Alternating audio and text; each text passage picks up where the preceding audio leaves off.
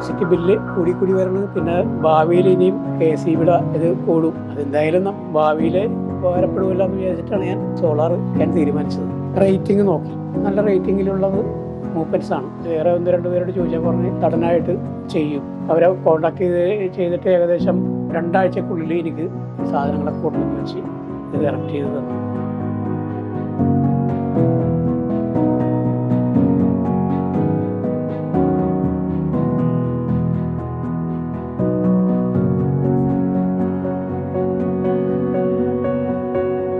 തീരുമാനം തീർച്ചയായിട്ടും നന്നായിട്ട് വന്നു.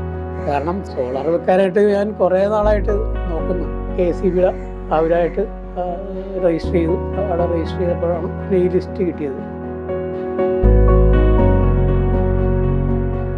പഴയ കറണ്ട് ബില്ല് എനിക്ക് 3000 മുതൽ 7000 രൂപ വരെ വന്നിട്ടുണ്ട്.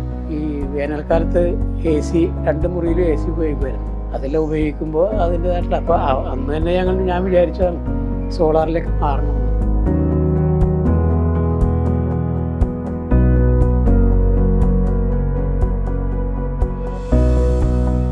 ഇപ്പോൾ കൂടുതലും ഗ്യാസിനേക്കാളും കൂടുതൽ ഞാൻ ഇൻഡക്ഷൻ കുക്കറിലേക്ക് മാറി.